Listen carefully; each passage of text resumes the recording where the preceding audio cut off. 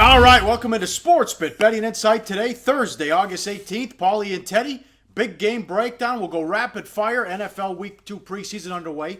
Eagles, Steelers, Vikings, Seahawks, and one baseball game with the Mets and the Giants. Deep dive, what to look for Week 2 preseason when reading the local newspapers, local reports, and the play of the day as we try to make it 3 out of 4. Here's a new one. How about not bad beats, not bad bets, not bad for the books? How about bad pitching? Strasburg, 1 2/3, 9 earned runs. Gray gets lit up as well. Rockies win 12-10. We told you yesterday Strasburg was running out of gas, Teddy. Yeah, and it's good to know that we get one right for the play of the day. It's nice when those overs cash in the second inning. The rest of the way, all you have to do is worry, no rain, no rain, no rain. But look at the graphic right here. All right, last 3 starts, Steven Strasburg, arguably the best pitcher in baseball over the first 3-4 months of the season. He's got an ERA of 14.66, but at least that's better than John Gray's last 3 starts with the ERA of 15.50.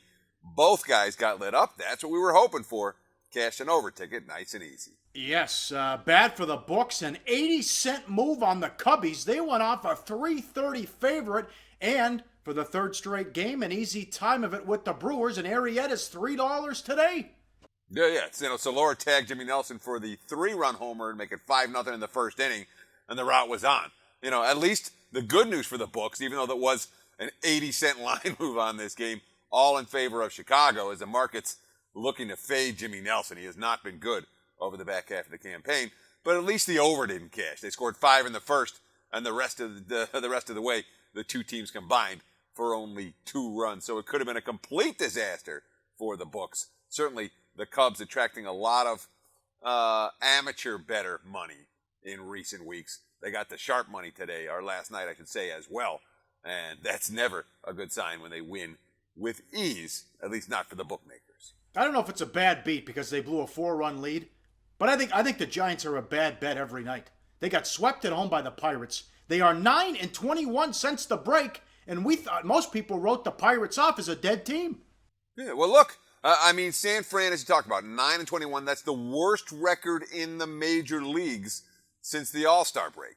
They've been favored in the vast majority of those ball games. Bruce Bochy, quote, "We're taking some blows right now. Yeah, you are, Bruce.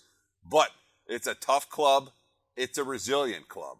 I worry about the Giants pitching. I think their lineup will get going at some point, but right now, they've been a pretty consistent bad bet. But, and this is one, Pauly. Hey, when we're wrong, we got to tell everyone we're wrong. And we thought Pittsburgh was done at the trading deadline. They are not. They've now won 4 straight, 6 of their last 7. Here's a quote from Andrew McCutchen, who had the big hit last night. Quote, "You start winning a few games, regardless of what the score is. If it's early, we know we've got a chance to make something happen. That's us. That's what we do." Pittsburgh rallying from 4 runs down to knock off San Francisco. And another great quote, Matt Joyce. "I think this last week or 2 has been really fun for us. You can definitely tell guys are playing with that intensity, and you can tell they're hungry." So when we read something wrong, you don't say, "Oh my God, I'm an idiot," and bang your head. No, you learn from it.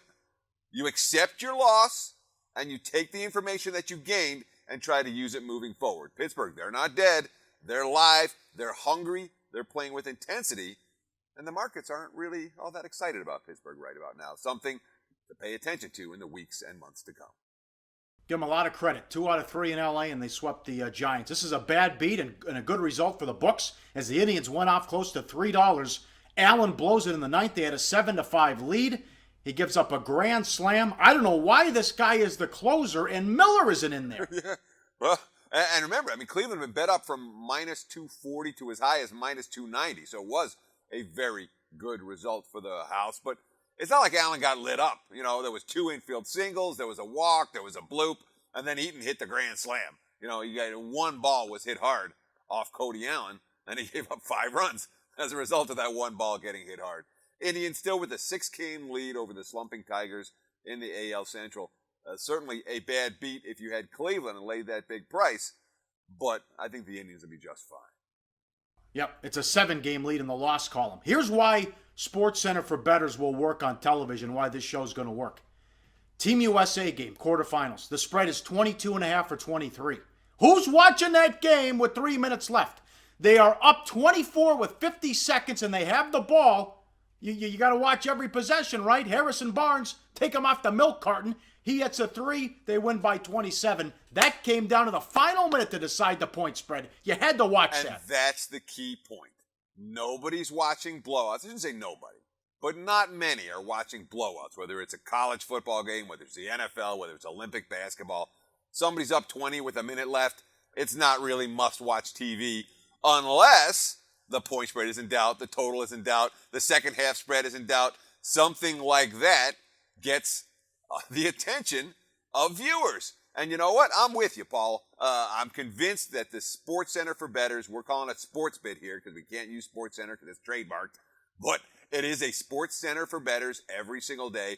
And I'm with you. I'm convinced it'll work. I'm convinced we can attract a significant audience on a daily basis. So if you like this show, please tell your friends, tell their friends, and make sure you watch us every day right here on SportsBit, I should say. You can also, of course, ask us questions. We'll talk about them on air on Twitter at Pauly Howard at Teddy_covers.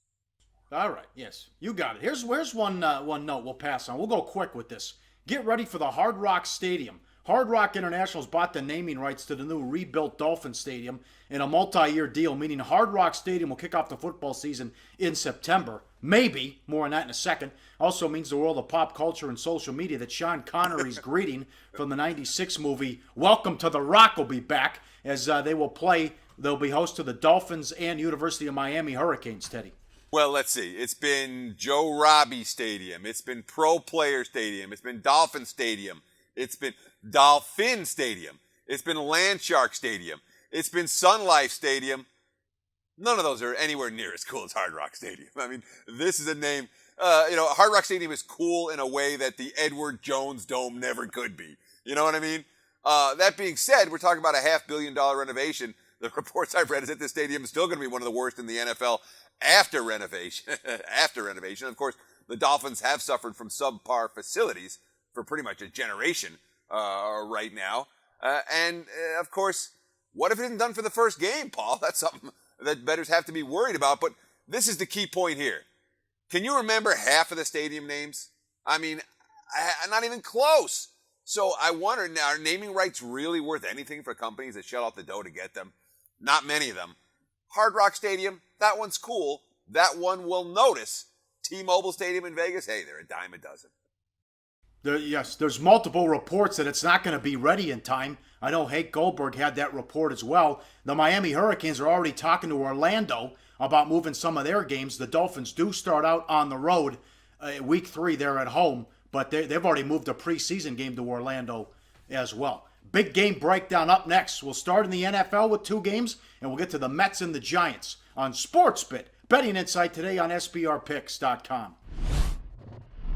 Hey, SportsBit viewers, I don't know if you've been listening to us and coming to our shows, but I'm now officially positive I'm out of the abyss. Mike Brenner got a bad break yesterday, still wound up making a couple almost a unit yesterday. I don't know. Hey, if we're not going backwards, we're going forwards, We're feeling it. So tune into today's show, Thursday, August 16th. That's all I can say. That's right, and come on over to our house.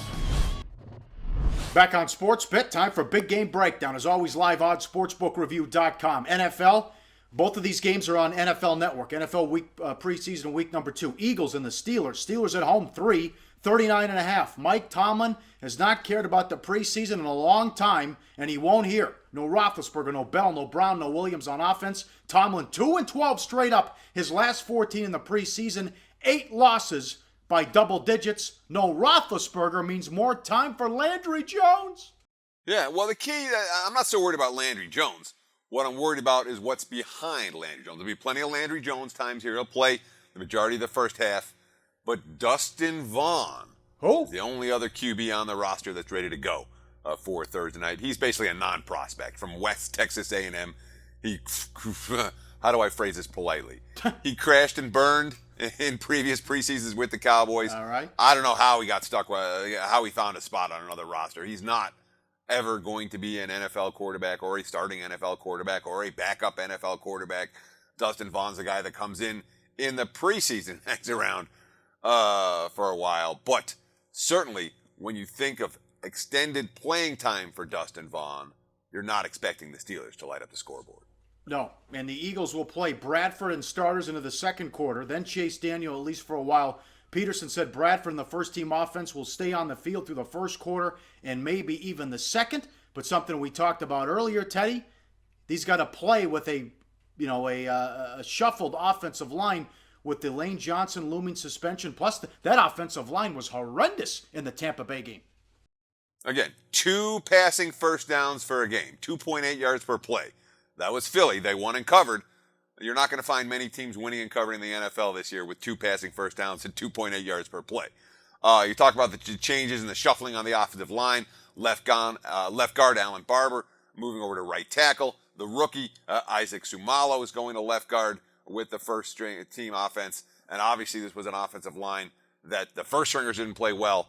The second stringers were even worse last week. So Philly looking for improvement in that department. We talk about Tomlin and Tomlin not caring all that much. On the offensive side, I think that's very true. We talked about all the guys that are going to be sitting, Big Ben, Le'Veon Bell, D'Angelo Williams, Antonio Brown, et cetera, et cetera. A lot of the top offensive players are sitting. And I don't think that Tomlin is particularly concerned about getting those guys up to speed. On the defensive side of the ball, however, all the starters are expected to play, and those starters may well go as long as the Philadelphia starters do, into the second quarter. Here's Tomlin's quote. We're in a different stage of development, collectively, defensively, than we are offensively. That's just a part of the decision-making process as well. We've gotten more long-standing continuity at key positions on the offensive side of the ball, whether it's players or coaches. We're not going to miss an opportunity to grow and get better. I think guys have a complete understanding of that, and that's how that weighs into the decision-making. So basically, for the Steelers, what Tomlin's saying is we're not worried about offense. We're only worried about defense here. And, of course, we'll come back to this game when it comes to play of the daytime. It's worth noting and another for Philly Philadelphia. Issue, ordinarily, it's Bradford and Daniel here, but some teams are showing trade interest in Daniel, so that could mean McLeod. Bethel Thompson sees a lot of action. He was signed when Wentz got hurt, so that's something to consider and factor in as well. Game 2. Well, yeah, let me jump in real quick, Pauly, because McLeod Bethel Thompson on the Philadelphia side is the moral equivalent of Dustin Vaughn on the Pittsburgh side. Not a guy who was a legitimate NFL quarterbacking prospect in any sense of the word, just a guy who can take some snaps at the end of preseason games. Yep. Live odds, sportsbookreview.com. Game number 2, Vikings and the Seahawks. Seahawks 3, 38.5. It was 3.5. Is this, I blindly have to bet Mike Zimmer because he's 9-1 in the preseason? Some of it, definitely. I mean, you know, this is a Seahawks team that has a pretty good track record of winning games and covering point spreads at home in August. Wasn't so good last year, but that may have been circumstantial as opposed to a situation where all of a sudden Pete Carroll doesn't care about the preseason anymore. We saw very clearly last week that Pete Carroll likes winning games, whether it's August, September, October, December, January, whenever. But you made a good question here. Is the money coming on Minnesota just Mike Tomlin money? Because that's a interesting concern. Because look, Mike Zimmer money. Mike Zimmer. Yes, yeah. I said Tomlin, but I meant Zimmer. Zimmer's 9-1 against the spread in his first 10 preseason games. We have to ask ourselves. We don't want to look back and say, "Oh, well, I should have bet Zimmer in his first 10 preseason games." We say, "How meaningful is this moving forward? Is it oh shit, I just should have done it the last 10 games and now it's gone?" Or is it Mike Zimmer isn't still valued correctly in the betting markets? He can't be an underdog here. He can't be an underdog in any game. And I'm going to be betting on Mike Zimmer blindly. That's the question that bettors need to answer. And maybe we can help you answer with this. The Vikings continue to do all the little things right from a preparation standpoint. And when it comes to winning preseason games, boy, it's like if you play clean football, you're doing pretty well. Norv Turner talking about how productive joint practices were for the Vikings versus the Bengals last week. Quote, "The great thing about going over there and working with Cincinnati is that we basically got 3 games because Wednesday and Thursday for the quarterbacks were game-type situations. Bridgewater wasn't getting sacked, but it was ones against ones. It was sped up. It was Cincinnati doing things that they're not going to do in preseason. So we got a lot of work against different looks, and I like the way our guys performed in those situations. So Minnesota fairly happy with what they're doing, and again, doing a lot of the little things right here in the preseason. Yeah, and the Vikings are banged up right now. The same 9 players who missed practice Monday sat out Tuesday. Not expected any will play tonight in Seattle. In addition to wide receiver Jarius Wright, you got Kendricks, Watts, Floyd, defensive backs Harris, Roberson, and White are hurt as well. You have to watch that with the Vikings. With Seattle, finally get back-to-back practice days out of Rawls, but he's unlikely to play too. What did Bevel say about Rawls? Yeah, let me just go back very quickly to the Vikings injuries that you were just talking about, because they're worth noting. Minnesota with significant injuries in the linebacking core and the defensive backfield. That's a concern to me here. They're cluster injuries, not 1 or 2 guys. We're talking about 5 guys that are banged up and not going to be playing for the Vikings. Let's talk now about offense coordinator Darrell Bevell for Seattle, talking about that running back position, and the Rawls in particular. Quote, "You know he wants to be out there, and he's really chomping at the bit to get out there. We're just going to continue to let him progress," and this was part of it. Getting into team and getting some reps in team may enable him to get some reps in games down the line, and we're really pushing for that first game of the regular season, obviously. There's a chance for him to get in a preseason game, then we'll do it, but I don't know that we're going to see anything from Rawls this evening. Yep, Wilson and the starters expected to play more than last week, possibly in the second quarter. You'll still get a lot of time for Boykin, and he'll get a lot of snaps, work on what he did wrong against the Chiefs, although he was great in the comeback win on the road. Mets and the Giants. Go to Major League Baseball, live odds, sportsbookreview.com. It's a great pitching matchup with deGrom against MadBum. Giants 150, 6.5 the total. Once upon a time, the Giants had a huge lead in the NL West. And as we talked about, 9-21 since the break. The Dodgers have a 1.5 game lead now. And remember, they lost 5 straight starts that MadBum started. Is there a buy sign now after what he did in his last outing, shutting out the Orioles? Well, remember, the Dodgers have a 1.5 game lead during this stretch where Clayton Kershaw's been on the DL. Yeah. They've eclipsed that lead against San Fran. Now, I don't know that I'm looking at a buy sign for San Fran in this price range. I don't. You know, the last 2 games for MadBum, he's been dominant. 15 strikeouts, 1 run allowed, 5 hits. So sharp against the Orioles. He only needed 101 pitches to dominate that ball game. Yeah, sure, there's buy sign on him, but I can't lay this price with San Fran right now. They're not playing good enough baseball. We talked earlier in the week in SportsBit about, hey, what are the Rays doing laying $2? What are the Brewers doing laying $2? San Fran's got the worst record in baseball since the All-Star break. I'm not in any rush to lay a price with San Fran, especially going up against a guy like Jacob deGrom, who has not been a disappointment this season. A number of the Mets' starting prized young arms have had disappointing campaigns.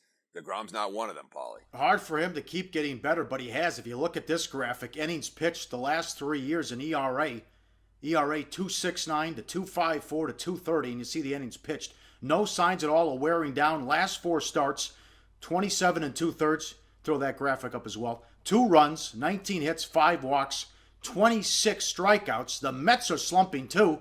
Their offense has been anemic as well, so it could be a low-scoring game in the Bay Area coming up tonight. Up next, the deep dive. NFL preseason news, the stuff we're looking for when we read the local reports. And we try to make it 3 out of 4 on the play of the day on SportsBit. Betting Insight today on SBRPicks.com.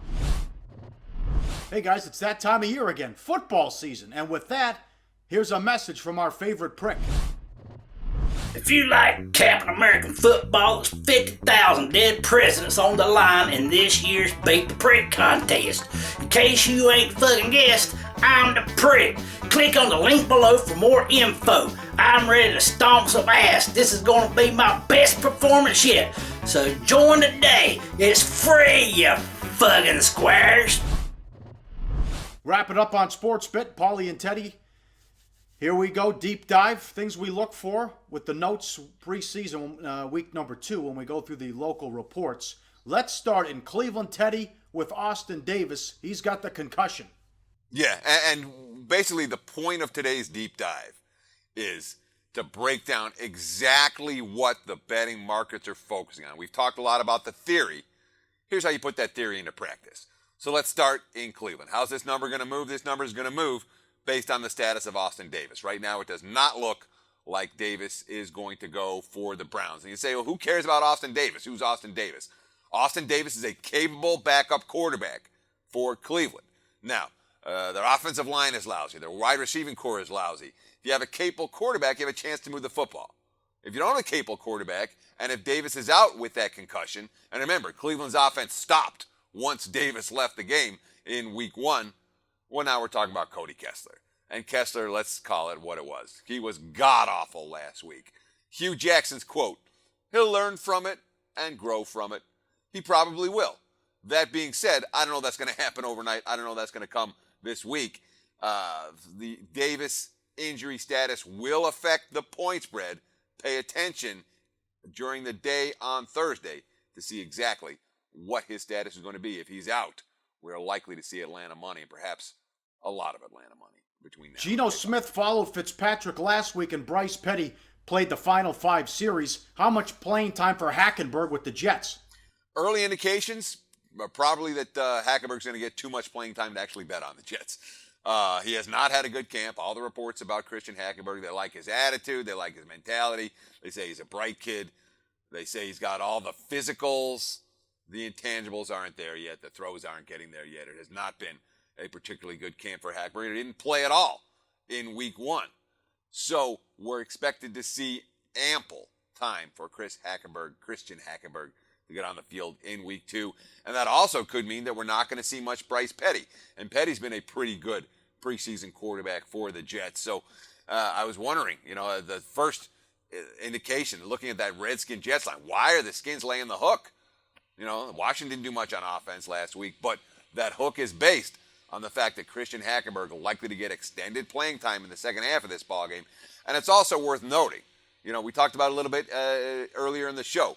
Clean football can be enough to cover a point spread in August.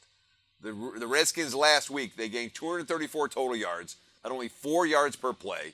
They had 14 penalties for 123 yards. So basically, they had almost twice. They had less than twice as many yards they did penalty yards in that contest. And Jay Gruden's been saying that he expects to have a much cleaner game this week. That's why we're seeing the hook on the 3 for Washington in a lot of sports. Miami and the Cowboys. Gase pissed off at the starters. They struggled in the first game. I don't want any part of Tannehill. But can Dak Prescott do it again? And that's a good question. And Prescott, I rewatched it. He really looked good against L.A., although we'll talk about the Rams in just a minute. Some of that may have to do with what L.A. was doing on the defensive side of the football. They had some confusion with their signals in that contest and their play calling. A lot of confusion that make Dak Prescott look good. This is the bottom line. If you think Prescott can do it again, you got to be betting on Dallas. If you don't, well, let's put it this way. I don't either. But it's definitely worth noting that Gase wasn't happy with that Dolphins offense. And I like those coaches' quotes that are saying, I wasn't happy with this unit. I want to see this type of improvement with this unit this week. That's what Adam Gase is telling us in week 2 against the Cowboys. Chiefs in Los Angeles to take on the Rams. Rams with another home game. Sean Mannion, the preseason player of the week in week 1. Do the Rams want to win again? And, Keenum gets the start. I think he'll be the guy Monday night, week 1, when they open up in San Francisco. But what's wrong with the offense, though? The Cowboys went right down the field for touchdowns on their first 2 drives, and there was even a holding penalty on 3rd down. Yeah, I mean, when you see a team in the preseason overcoming a 3rd down holding penalty and scoring with back-to-back touchdown drives with a rookie quarterback getting his first look at an NFL defense, you start saying, all right, we got to figure out what's going on here. Why did this happen? All right, so Alex Ogletree, the Rams middle linebacker, said the defense was misaligned at time against the Cowboys. He's expecting improvement this week against the Chiefs. Now, Ogletree's the defensive signal caller. He took responsibility for the misalignments. Quote, it definitely falls on me. I talked to the guy, showed them the pictures, showed them what we're supposed to be doing. They definitely listen to what I say, and they take pride in what they do too. So there were screw-ups last week, and you want to have those screw-ups in the preseason. That's not unusual to see those type of screw-ups in the preseason. You'd much rather have the defenses misaligned in August than in September. You're supposed to be working these things out, but that is not something I look to be an ongoing problem for LA. I would expect their defense to play much better in week 2. than it did in week 1. Also worth noting, Jared Goff practiced throughout the week. He's shown no ill effects from the shoulder soreness that caused him to get pulled against Dallas. Goff is likely to take some first-string snaps against the Chiefs. I don't know that that's a good sign, but Case Keenum in his first try as a first-stringer going against first-string offenses. He's played in 4 previous preseasons. He's never played in the first half in any of those preseasons. He's like, it's definitely different. That's the first time in a first preseason game that I haven't played in the second half.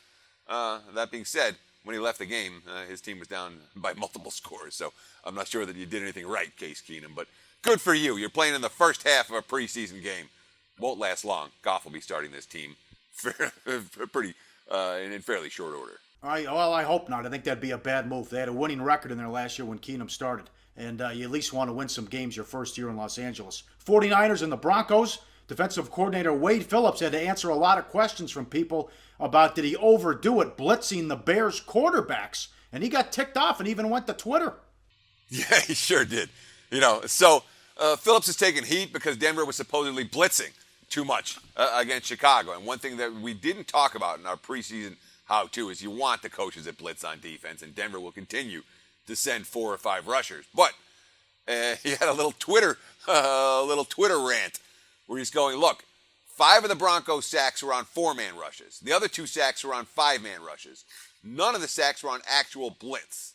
And of course, he's trying to explain the difference between a blitz and a dog. Quote, funny how experts don't know a blitz, 6 rushers, 5 cover eligible receivers, from a dog, 5 rushers, 6 cover eligible. There are also pseudo blitz and dog schemes, Phillips wrote. In other words, yeah, he's taking criticism. I don't expect Denver to blitz any less this week. They're going to put pressure on opposing quarterbacks. Yeah, and a little get off my lawn moment there. That was very good. He went at these people. All right, let's make it 3 out of 4. Money time, play of the day. We told you we'd get back to this. Betting number 401, 402. Eagles, Steelers, under 39.5. Tomlin won't care about the skill players, but always wants his D to play well. And Jim Schwartz will bring good focus with the new Philly schemes. Eagles, Steelers, under. That's the play of the day. Weekend preview up tomorrow. More football. Some big series get underway in Major League Baseball. Have a good one out there. We'll talk to you Friday on SportsBit. Betting Insight today on SBRPicks.com.